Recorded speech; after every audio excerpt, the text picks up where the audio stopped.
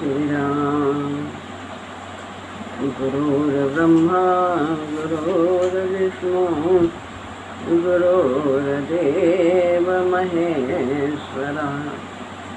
गुरु साक्षात् परब्रह्म तस्मै श्री गुरुवे नमः। तस्मै श्री गुरुवे नमः। श्री राम।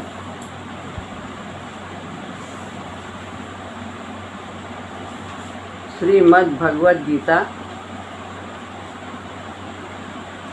अध्याय 2 श्लोक है 22वां।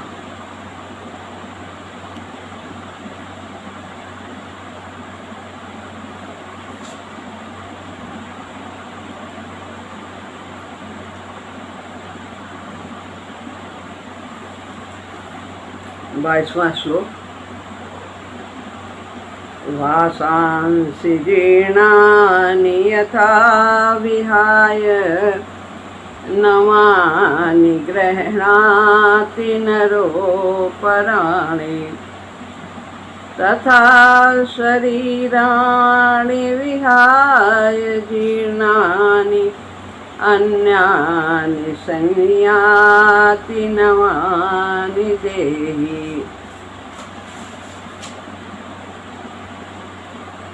ये है श्लोक। इसमें भी 44 अक्षर हैं। 11-11 पर संधि है यहाँ नीचे की लाइन में।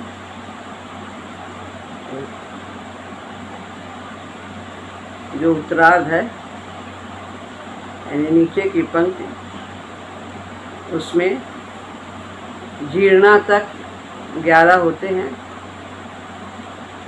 उसके पश्चात आधा ना और या है, तो आधा ना और या यहाँ पर ना में छोटी की मात्रा लग के जीर्णानी पढ़ा जाएगा और या से स्वर आ का निकाल करके अन्यानि संयाति नवानि देहि इस प्रकार पढ़ा जाए।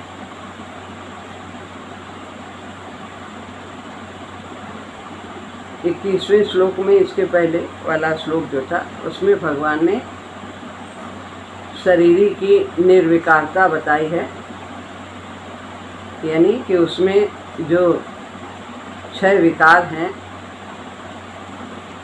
वे नहीं होते। उत्पन्न होना, बढ़ना और उसमें शरीर में जो परिवर्तन होते हैं, क्षीण होता है, मरता है, ये सब ऊपर के श्लोक में बताया है।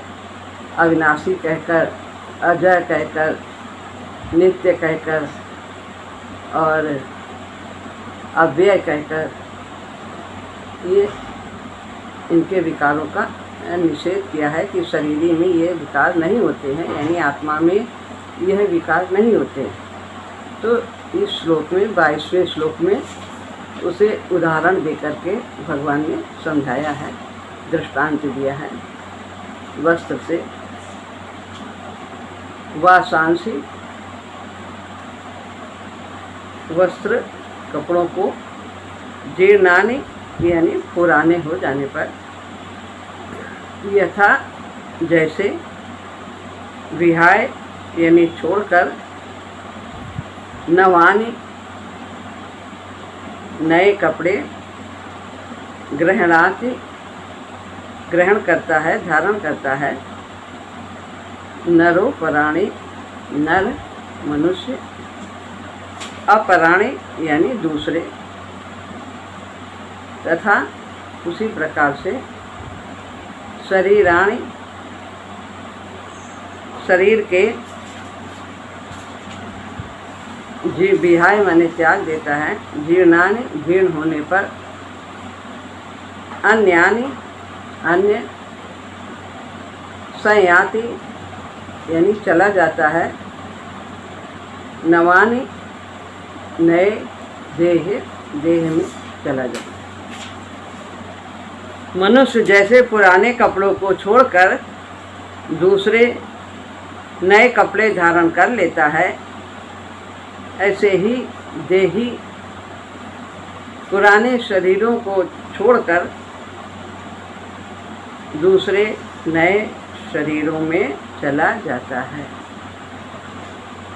ऐसा यहाँ दृष्टांत दे रहे हैं वस्त्र का, कि जिस प्रकार से मनुष्य नए कपड़ों को धारण करता है पुराने वस्त्रों को त्याग करके, इसी प्रकार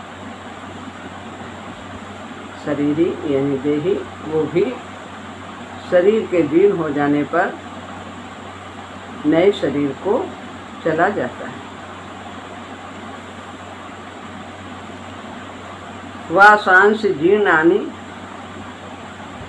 संयाति नवानि देहि, यहाँ तक का है। इसमें भावार्थ पहले इसमें इसी अध्याय के 13वें श्लोक में भगवान ने कहा था कि देहांतर की प्राप्ति के विषय में जो धीर पुरुष हैं, तत्वदर्शी हैं, वे शोक नहीं करते।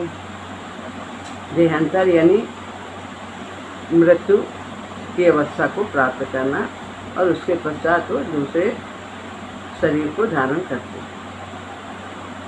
तो अब उसी बात को उदाहरण देकर स्पष्ट रूप से कह रहे हैं कि जैसे पुराने कपड़ों के परिवर्तन पर मनुष्य को शोक नहीं होता, नहीं दुखी होता, प्रसन्न होता, अच्छे अच्छे कपड़े पहने, ऐसे ही शरीरों के परिवर्तन पर भी शोक नहीं होना चाहिए। तुम क्यों शोक करते हो? तो कपड़े मनुष्य ही तो बदलते हैं। यहाँ पर नर लिखा है, नर संज्ञा देनी जरूरी थी, क्योंकि अन्य प्राणी तो कपड़े पहनते नहीं, पशु पक्षी ये सब वस्त्र धारण नहीं करते हैं, इसलिए भगवान ने यहाँ नर शब्द का प्रयोग किया। नरो पराणी, नर अपराणी दूसरे कपड़ों को। और इसमें नर का मतलब ये नहीं कि मनुष्य ही है, इसमें तो सभी आ जाते हैं, स्त्री पुरुष बालक बालिकाएं बच्चे, जो उन्हें सभी वस्त्र धारण करते हैं।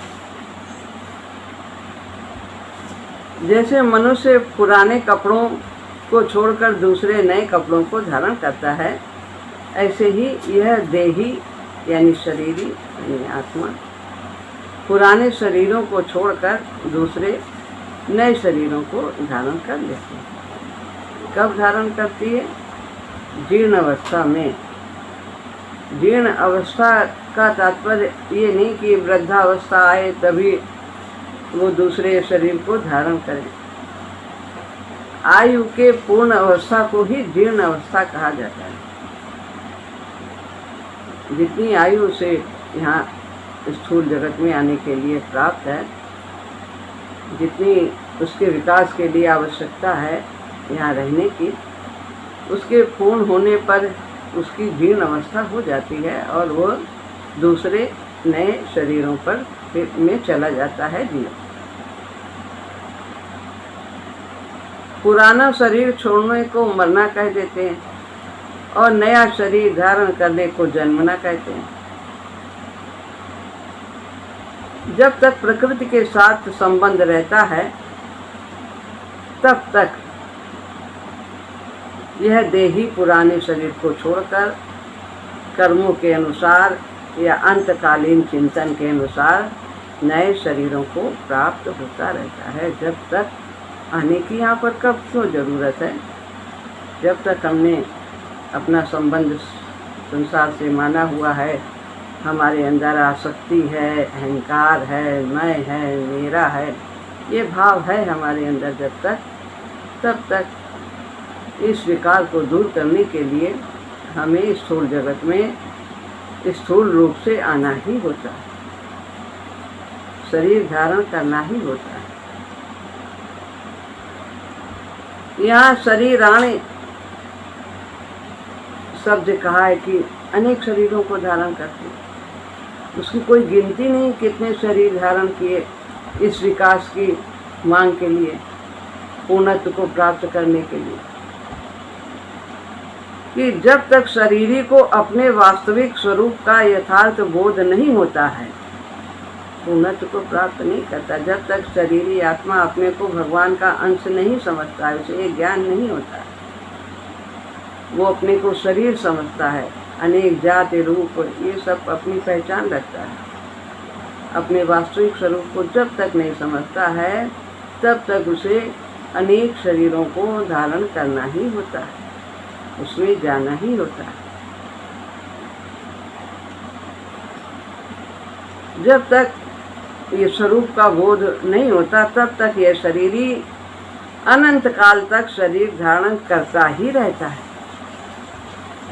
आज तक इसने कितने शरीर धारण किए हैं, इसकी गिनती करना संभव नहीं। क्या कितने दीर्घ यात्रा की, कितनी लंबी यात्रा, कितनी दुर्गम यात्रा, क्या क्या बने। योनि जड़ बन पशु से उबारा है जिसने, दिया तन मनुष्य का कि हो योग उससे।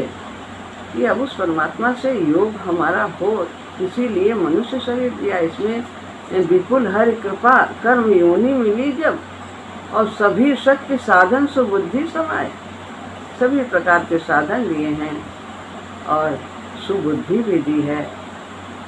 यंत्र हमें दिया है, मन दिया है, बुद्धि दिया है, तो इसका हमें उपयोग करना चाहिए, दुरुपयोग नहीं करना चाहिए। किस काम को करना है, किसमें अपनी शक्ति को लगाना है, बुद्धिमान लोग ये जानते हैं कि प्रभु ने सबको शक्ति दी है। कोई अपनी शक्ति को कहाँ लगाता है, कोई कहाँ लगाता है, ये उसके लिए स्वतंत्र कर दिया भगवान ने। रुपया है किसी के पास, और वो चाहे उसको जुआ में खेल आए और चाहे उससे अपना भी जीवन चलाए और दूसरों का भला भी करे, तो उसका कल्याण हो जाता है, उसका जीवन सुखमय होता है। इसीलिए आनंद में स्थिति को प्राप्त करने के लिए हमें अपनी शक्तियों का सदुपयोग करना चाहिए।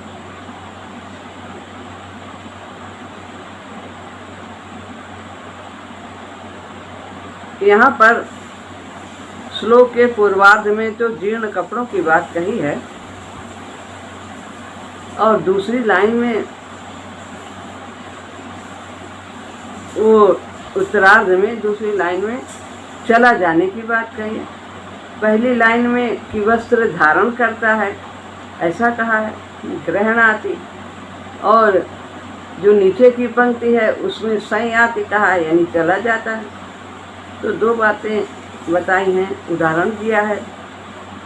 तो कारण कि शरीर तो बच्चों और जवानों के भी मरते हैं, केवल बूढ़ों के जीर्ण होने पर मर जाते हो ये बात नहीं है, वो तो पहले ये बात बताई है।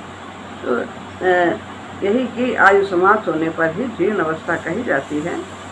और यहाँ पर जो संयाति वाली बात हम कह रहे थे, तो यहाँ भगवान ने कपड़ों के धारण करने में तो ग्रहणाति कहा है, क्रिया दी है, पर शरीरों के धारण करने में संयाति यानी जाता है, चला जाता है। तो क्रिया दी, ऐसा क्रिया भेद भगवान ने को दिया, इसका क्या तात्पर्य? तो लौकिक दृष्टि से बेसमझी के कारण भगवान वैसी बात समझाते हैं। काम ही नारी प्यारे जिम अलोभी प्रिय जिमिदाम, तिम रघुनाथ निरंतर प्रिय लागहु मोहि राम। इस प्रकार से उदाहरण दिया है कि संसारी व्यक्ति संसारी बात को समझता है कि कामी पुरुष जैसे स्त्री को प्यार करता है, चाहता है, उसके प्रति आसक्ति होती है, ऐसे ही आप हमें उसी प्रकार से हमें प्रिय लोग। तो यहाँ पर भी लौकिक दृष्टि से लोग कहते हैं कि जीव चला गया, मर गया, चला गया, तो इसीलिए यहाँ पर उनको समझाने के लिए उन्हीं की भाषा में ही संयात कह दिया कि वो चला जाता है। और कपड़े तो सभी धारण करते हैं, वो समझते हैं कि मैं हूँ, मैं अभी हूँ, कपड़ा बदल रहा हूँ, मैं तो अभी हूँ, मैं अभी भी हूँ, हर समय रहता हूँ जब कपड़ा बदलने में। लेकिन यहाँ पर मरने के बाद उन्हें लगता कि अब ये चला गया, तो भगवान उन्हीं की भाषा में उनको इस प्रकार से समझाते हैं लौकिक दृष्टि से।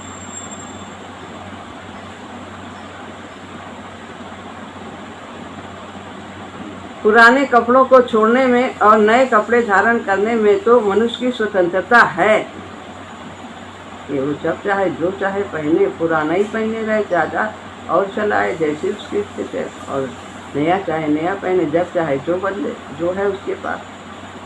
पर पुराने शरीरों को छोड़ने में, नए शरीर धारण करने में देही की स्वतंत्रता नहीं है। इसलिए यहाँ पर यथा तथा, यथा और तथा ये शब्द ऐसे लगाए गए हैं। तो यहाँ भगवान का तात्पर्य है कि स्वतंत्रता परतंत्रता की बात कहने की नहीं है, परंतु शरीर के वियोग लोग समझ सकते हैं कि ये अंतर है कि भाई उसमें तो कपड़े पहनने में हम स्वतंत्र हैं, जो चाहे पहने, लेकिन जीवात्मा तो जैसे बताए, जैसे वो कपड़े बदलता है वैसे ही वो शरीर बदलता है, तो दोनों बराबर बराबर कहें। लेकिन यहाँ पर तर्क लोग करते हैं कि नहीं भाई वैसे तो नहीं है, कपड़ा बदलने में तो हम स्वतंत्र हैं, लेकिन शरीर को बदलने में तो हम स्वतंत्र नहीं, हमको तो जाना ही पड़ता है जब जाना पड़ता है। तो यहाँ पर इसकी मुख्यता नहीं है, यहाँ पर बात कुछ और प्रधानता की ओर दृष्टि डालते हैं भगवान।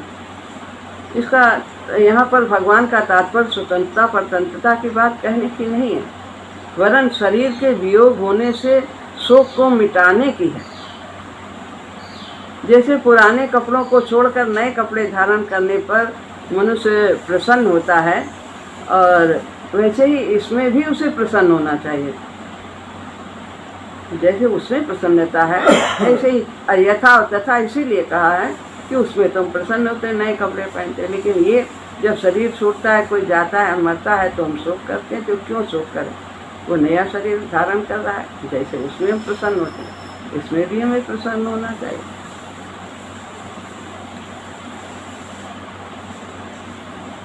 और दूसरी बात, ये पुराने कपड़े छोड़ने में, नए कपड़े धारण करने में तो सुख मिलता है, पर पुराने शरीर छोड़ने में, नए शरीर धारण करने में दुख होता है। अतः यहाँ यथा और तथा किस प्रकार से हम कहें, इसका उत्तर है कि शरीर के मरने का जो दुख होता है वो मरने से नहीं होता है। शरीर के मरने का जो दुख होता है मरने से नहीं होता। पर क्यों होता है? क्योंकि हर एक व्यक्ति चाहता है हम जीवित रहे, हम मरे ना, इसलिए दुख होता है। और नया कपड़ा पहनने में तो चाहते हैं कि हम नया कपड़ा पहने। तो शरीर के मरने का जो दुख होता है वो मरने से नहीं होता, वरन जीने की इच्छा से होता है। हमें और जीना कोई नहीं चाहता, मरना। इतनी आसक्ति है, धीरे होती है कि कोई कुछ छोड़ना नहीं चाहता। ऐसा लगता है सब छूट जाएगा। लेकिन जब मैनेजर कोई भी एक जगह से दूसरी जगह जाता है, उसका ट्रांसफ़र होता है, तो वो सब कुछ छोड़ के चला जाता है। और जहाँ हो जाता है, प्रमोशन होके जाता है, तो वहाँ पर तो उसको और अच्छा मिलता है, जो कुछ मिलता है सब कुछ, कुर्सी मेज चपरासी टेलीफोन कमरा सब कुछ मिलता है, और प्रमोशन हुआ तो और अच्छा मिलता है। तो जब हम शरीर से अपना संबंध जोड़ लेते हैं, तभी वो शरीर के मरने से अपना मरना मान लेता है और दुखी होता है। परंतु जो शरीर के साथ अपनी एकात्मता नहीं मानता, उसको मरने में दुख नहीं होता। वो तो जैसे बिस्तर से सरक जाता है, एक बिस्तर से दूसरे। जैसे मनुष्य कपड़ों के साथ अपनी एकात्मता नहीं रखता है कि मैं कपड़ा हूँ, मैं कपड़ा हूँ, वो जानता है कपड़ा अलग है, मैं अलग हूँ। ऐसे शरीर को भी समझना चाहिए कि आत्मा समझे कि मैं अलग हूँ और शरीर अलग है। इसीलिए भगवान ने वस्त्र का उदाहरण दिया।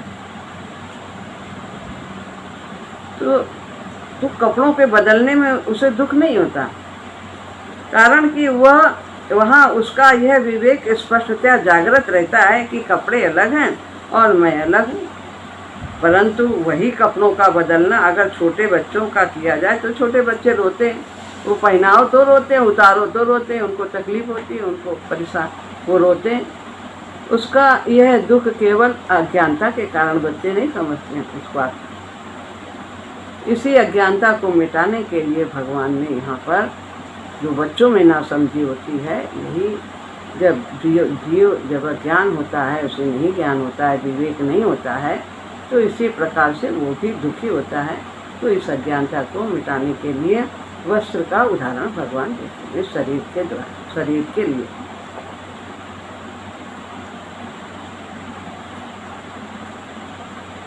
अनादिकाल से जो जन्म मरण चला आ रहा है, उसमें क्या कारण, क्यों जन्मना मरना? कर्मों की दृष्टि से तो शुभाशुभ कर्मों के फल भोगने के लिए जन्म मरण होता है। जब हम शुभ के भोगने वाले होंगे, मैंने किया तो हम अशुभ के भी भोगने वाले होंगे। जब मैं जहाँ भी है तो जो मैंने किया है तो उसको लेने के लिए कहाँ किया है हमने, इस स्थूल जगत में किया है, तो जो किया है उसको लेने के लिए तो यहाँ आना ही होगा। तो इस तरह से कर्मों का ये चक्कर चलता ही रहता है। और जहाँ मैं नहीं कर रहा, प्रभु कर रहे हैं, प्रभु की शक्ति से हो रहा है, प्रभु का कार्य है, प्रभु की आज्ञा का पालन कर रहे हैं, तो वहाँ पर कुछ अपना होता ही नहीं, कोई बंधन नहीं होता, कोई संस्कार नहीं बनता। ज्ञान की दृष्टि से अज्ञान के कारण जन्म मरण होता है, जन्म मरण, और भक्ति की दृष्टि से भगवान की विमुखता के कारण जन्म मरण होता है। जो भगवान से विमुख है, प्रभु से युक्त नहीं है, तो उसका दृष्टिकोण सही नहीं होगा और उसका आना जाना बना ही रहेगा, संस्कार बनेंगे। इन तीनों में मुख्य कारण है, एक तो बताया कर्मों का भोग, कर्मों की दृष्टि से शुभाशुभ उसको भोगता है, और दूसरा भगवान की विमुखता के कारण और अज्ञानता के कारण। तीन बातें बताई। भगवान ने जीव को जो स्वतंत्रता दी है, उसका दुरुपयोग करने से ही जन्म मरण होता है। स्वतंत्र कर दिया है। न हम प्रकाशा सर्वस्य योग माया समावृता मूढ़ो अयम ना विजानाति लोको माम जन्मभ्यम। मैं किसी के लिए जबरदस्ती बलात् प्रकाशित नहीं होता, अपने को माया से आवृत करता हूँ। जैसे जल जमीन में सर्वत्र सब जगह है, पर वो दिखाई नहीं देता है, लेकिन जो प्रयास करता है वो उस जल को प्राप्त कर लेता है। जो ऐसी प्रकार परमात्मा को पाने के लिए जो पुरुषार्थ करता है तो परमात्मा को पा लेता है। पुरुषार्थ, पुरुष के लिए किया हुआ कार्य। और पुरुष किसको कहते हैं? जो पूर्ण है उसको पुरुष कहते हैं। और पूर्ण कौन है? केवल एक परमात्मा ही पूर्ण है, वो निर्विकार है, उसमें कोई भी विकार नहीं, इसलिए वो पूर्ण है। भगवान ने जीव को जो स्वतंत्रता दी है, उसका दुरुपयोग करने से ही जन्म मरण होता है। अब वह जन्म मरण मिटे कैसे? मिली हुई स्वतंत्रता का हमें सदुपयोग करना चाहिए। अपने स्वार्थ के लिए कर्म करने से जन्म मरण होता है। निस्वार्थ भाव से, निष्काम भाव से हमें कर्तव्य का पालन करना। कर्म योग में तो यही है, निष्काम भाव से कर्म करना है, अपने उद्देश्य की प्राप्ति कर लेंगे। कामना ही तो बंधन का कारण है। हमने क्या किया? कर्तव्य का पालन किया। हमने किसी के लिए कुछ थोड़ी न किया, किसी के प्रति कोई उपकार नहीं किया, केवल कर्तव्य है हमारा, तो इसलिए हमने किया। तो इस कर्तव्य की दृष्टि से किया हुआ कार्य जन्म मरण के चक्कर से मुक्त कर दें, बंधन नहीं बनता। कर्म योग में और भक्ति योग में बस उसमें है, कर्म हम करते हैं, किसकी शक्ति से करते हैं? भगवान की शक्ति से, भगवान के लिए कर रहे हैं। सब साधन भी भगवान का, तो उसमें प्रभु का भाव होता है। तो हमारी जो साधना है वो कर्म और भक्ति मिश्रित साधना है। कर्म करना है, भगवान ने संसार बनाया, हमें यहाँ भेजा है, तो हम भगवान की सेवा इसी प्रकार से कर सकते हैं। या समाज की सेवा करना वो या भगवान की सेवा करना, संसार की सेवा करना या भगवान की सेवा करना।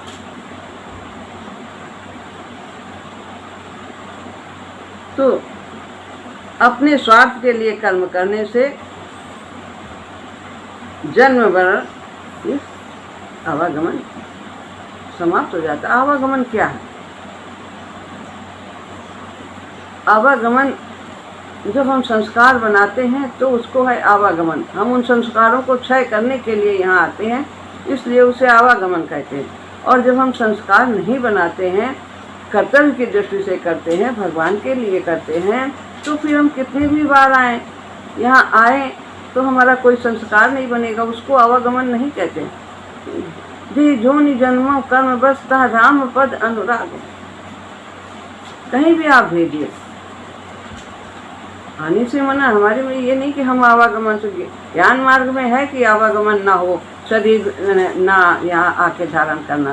भगवान की हम लोग तो कहते हैं चाहे जितनी बार, सर्वे भवन्तु सुखिनः सर्वे सन्तु निरामयाः सर्वे भद्राणि पश्यन्तु न कश्चित् दुःख भाग। ना तो हम कामये राज्यम ना स्वर्गम ना पुनर्भव। मैं आवागमन भी नहीं चाहता कि मैं यहाँ पर ना हूँ, ये भी मैं नहीं चाहता। नहीं, आप भेजो, जब चाहो जहाँ चाहो भेजो, पर भगवान आपकी सेवा में मैं दुखों के दुखियों को दूर करता रहूं, दुखियों को दुख आमय दुख तप्ता नाम प्राणी नाम आर्तनाशनम। इसलिए हम आनंद खुशी में मन गम के, जैसे गुलाब का फूल खिले, प्रभु संदेश प्रसारित करके सभी दिशा महकाए हम, इसलिए हम आए। ऐसा कोई दिल न रहे जिस दिल में तेरी याद न हो, इसलिए हम आए।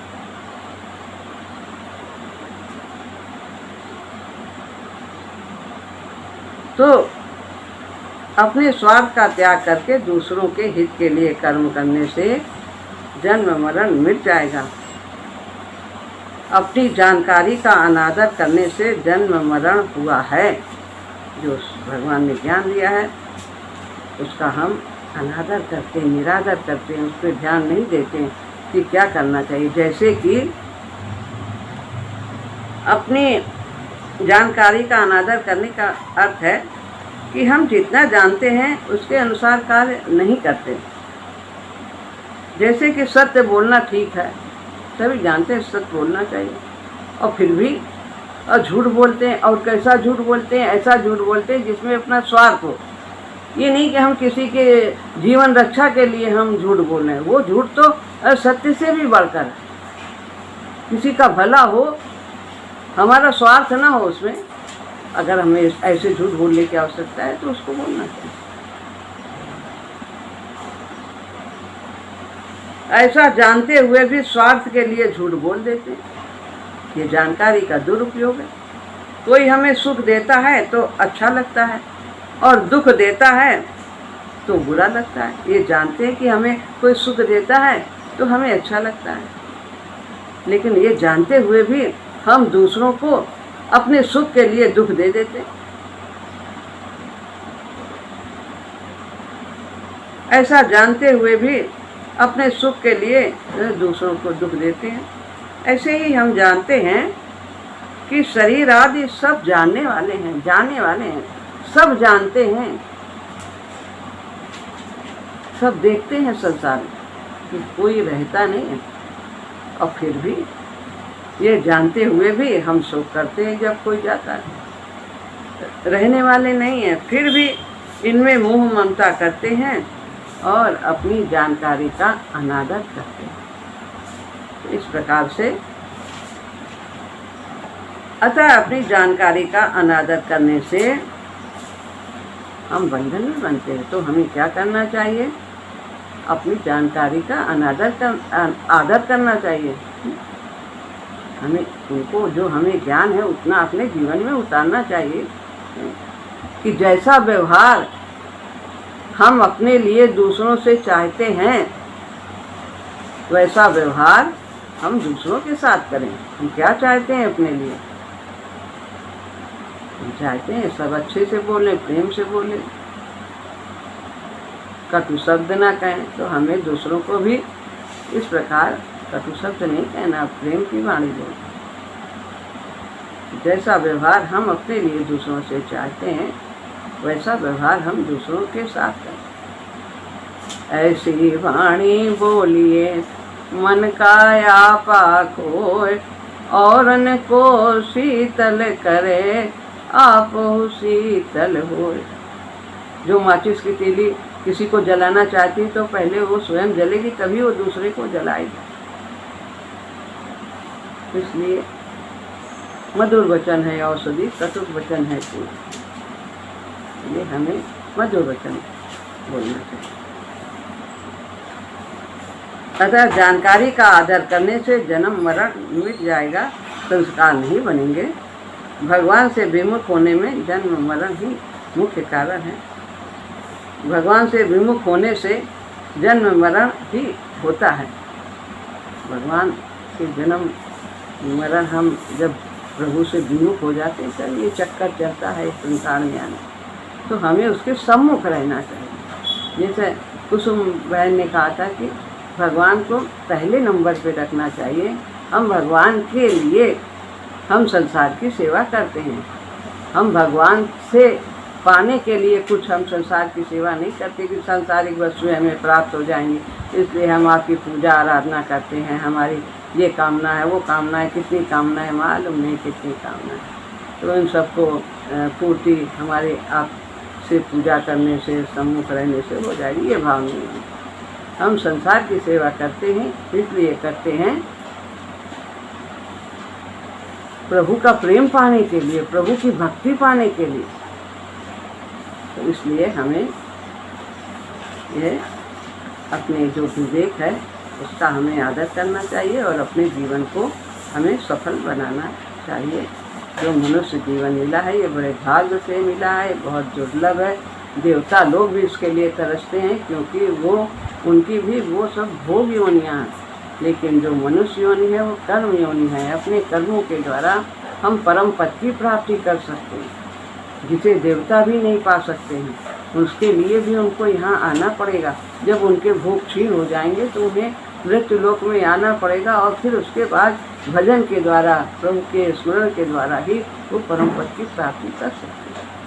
तो ये बहुत स्वर्ण अवसर है। हमें प्रभु से युक्त रहना चाहिए, निरंतर युक्त रहना।